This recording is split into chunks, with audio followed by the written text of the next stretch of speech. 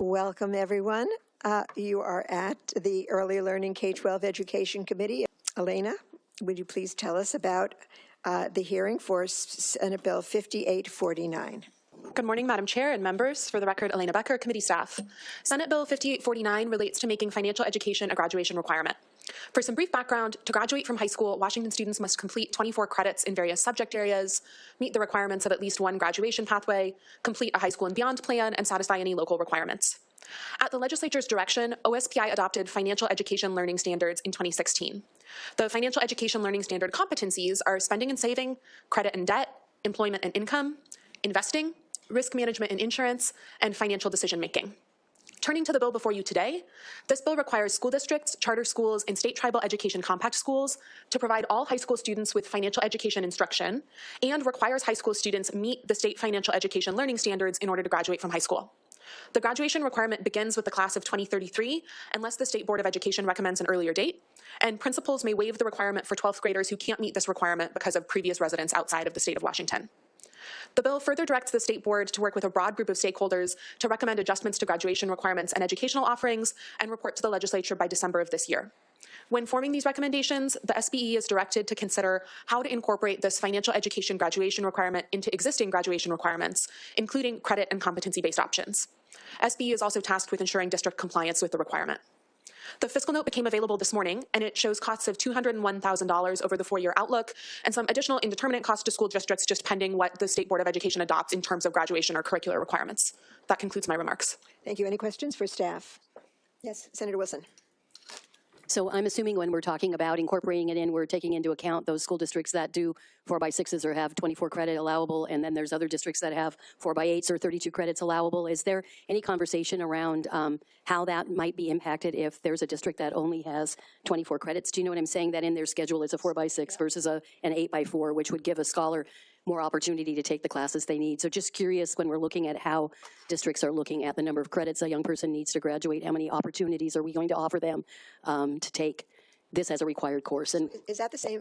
I was thinking of the number of schools who have a six period day, right, and then the number of schools who have a 7 period day. Correct. And if you think 6 periods a day times 4 years, it's 24 credits, and that's what you have, and our graduation requirement is such. And there are other districts, like when I'm in, that has 4x8, so there are 8 opportunities over 4 years to earn 32 credits. So you could take financial education. You could also potentially take something more than a required course. So just curious, as we're thinking flexibility, how those different configurations will fit into this conversation. That was mine as well.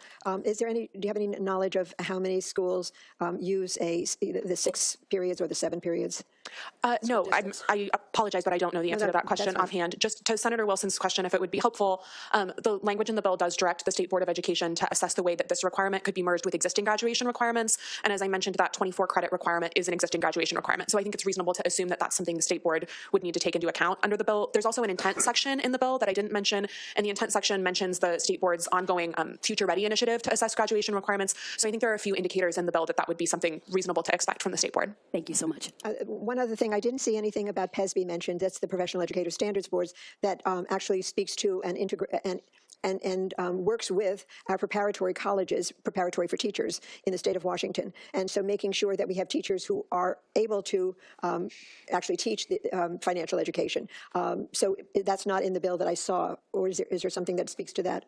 I'd be happy to double check for you. I don't recall that it's in the bill either, but I'll take a look and just make sure that I'm not forgetting something. Because one of the things that teachers have shared with us is you've asked us to do such and such, but I never had that in my preparatory education. And then I guess the other thing would be whether there are clock hours available that focus on financial education. Hearing back about that would be good at some point. You bet. Thank you. Yes, a question from Senator Harris. Yeah, I was listening, I'm just not sure. So does this have to be a standalone, or can this be incorporated in with other, because it sounded like what you were saying is it didn't necessarily have to be standalone, but that it could be incorporated in with perhaps another financial module or a class of some sort. Did I understand that right?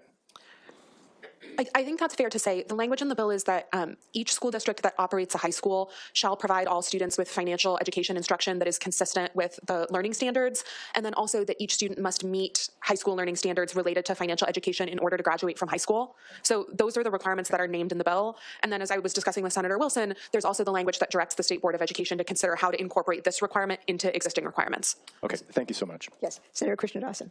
Thank you. Chair, thank you. Any definition of financial education? Because I know, like, when my kids went, they learned how to write a check. I haven't written a check in years. So what financial education I want them to have is what a savings looks like, what compound interest, how to apply for a loan, how to, those are the types of things I want our kids to learn about. And so I don't know if there's any definition around financial education that they will be receiving. Sure. There's not a definition per se, but the bill refers specifically to the financial education learning standards that have been adopted by OSPI, and that's a nearly 80-page document that identifies particular competencies and then gives specific sub-skills at each grade level. So there's a different way that those might be expressed in 12th grade than they would be for a 9th grader and 8th grader, and I'd be happy to share that document with the committee if it'd be helpful. Sure, certainly. Excellent. Senator Dozier. Thank you, Madam Chair. You brought up a good point there. Actually, Senator Kaye did here. We don't write checks. This doesn't go into effect until 2033. With an evolving society as we have, you said you have standards for what they need to learn now when we're in 2026. Those have to be probably upgraded or updated as we move forward. Is that part of the bill that they're going to do moving forward? Because you just spoke about the standards that are already in place, correct? Yes, that's right. So they're going to work off of those standards that are in place for a bill that will not be adopted until 2033.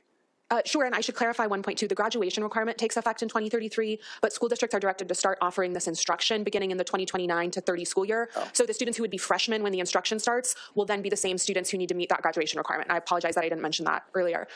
OSPI is directed as part of their regular adoption of learning standards to perform some sort of regular review. Off the top of my head, I'm not sure what the how frequent that is, but I'll double check with them and let you know if you'd like when the next review of those learning standards is. Okay, very good. We can start the hearing. So we've got an in-person panel. I'm going to invite up front Conrad Kroll, Natalie Vega O'Neill, and Christy Johnson. And while they're coming forward, just get ready in the Zoom room. Cassie Clayton, Keshav Gopinath, Alessandra Chavez, and Sandy Hayes. And with that, I will pass it back to Madam Chair. And I will pass it over to Senator Cortez. Thank you, Madam Chair. Before I get to my prepared remarks, the committee had really good questions. As the only active duty teacher, both up here and on the Senate floor, I'll try to answer those questions from a teacher's lens. In terms of the requirements, the credit requirements that every school has, there's enormous difference that's going to be given to the process that's already in place. However, I envision this as being, we've set alternative graduation pathways, and so this is not meant to be in addition to what's there, but to be one pathway. So I don't envision the credit requirements expanding, just simply being embedded into what's already there. Number two, in terms of the learning standards, we have learning standards when it comes to ELA, history, science, social emotional, you name it. And OSPI, along with the numerous stakeholders, is constantly updating those standards as the conditions deem it appropriate. And so the financial literacy standards will always continuously be updated to meet the needs of current society. However, there's going to, any teacher knows that those standards are generally broad, and they give the teachers a lot of latitude in being able to embed those standards in, for example, a CTE course, right? And so it's very easy to go ahead and do that. Does not require a lot of work. And a lot of that, and then finally, Senator Wellman, to your point on the teacher preparatory program, I teach in a teacher preparatory program. There are a lot of teacher preparatory programs that don't get nailed down to specifics. Like, for example, a teacher that's going to get their endorsement in special education, they may not necessarily take a concentrated course on how to perform an IEP or how to fill out an IEP. A lot of times that gets pushed down to the districts. The districts provide more concentrated, formalized training on that. The preparation programs really focus on core competency and core concepts. And so when it comes to the preparatory programs to get your math endorsements, it definitely provides enough education to be prepared to deliver financial literacy standards. Good. So, thank you so much. Having you on the committee is really helpful. Really quick to my prepared remarks, for every pathway in life, a foundational understanding of personal finance is really essential to create opportunities, especially for working class families to thrive.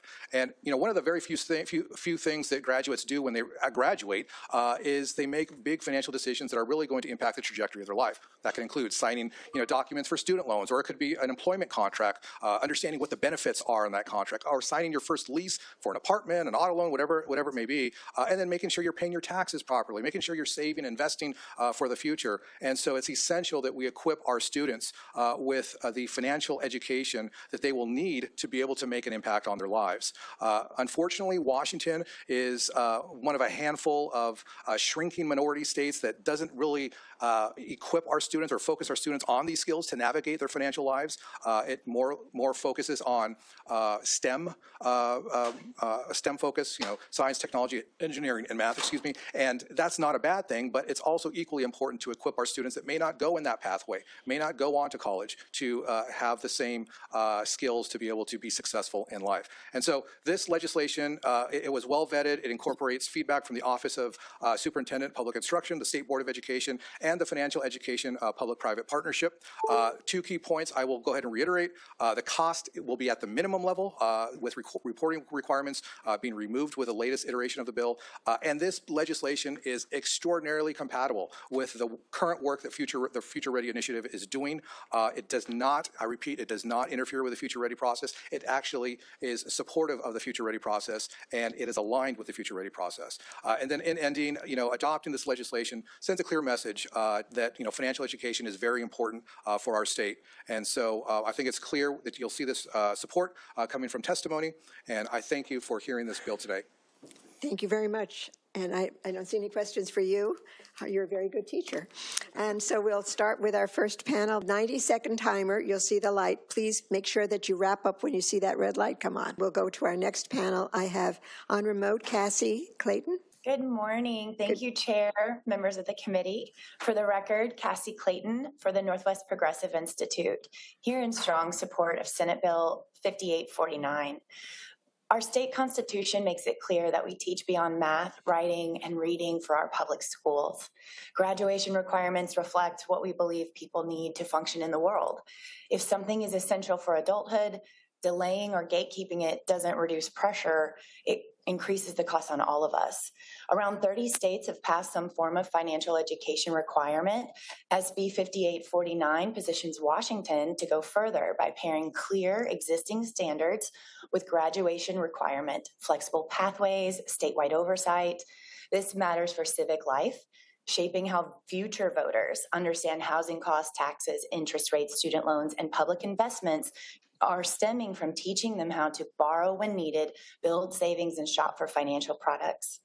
Washington has the opportunity to lead nationally by ensuring our students graduate prepared to participate fully in our current and future economy and our current democracy. We're asking for a do pass recommendation. Thank you so much. Thank you.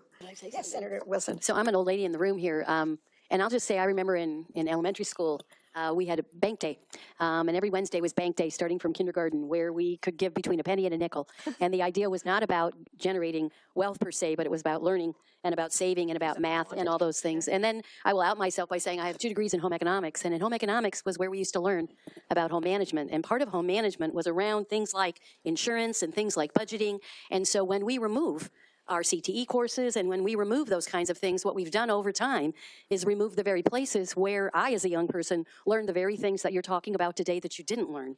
And so we have to think about things as we go in a full cycle to talk about how do we hang on to those things and what do they look like, because they were here, as many things have disappeared. And so it is not that it's not critical, but we've got to figure out how we keep all those things and all those balls juggling to make sure young people have everything they need to be successful. So just, again, just a deepest appreciation for the passion in the testimony today.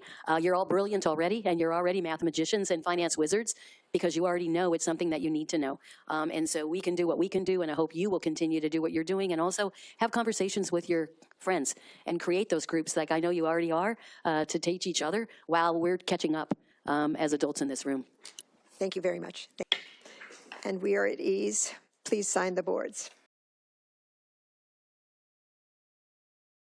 Support for TVW web services provided by the Port of Vancouver,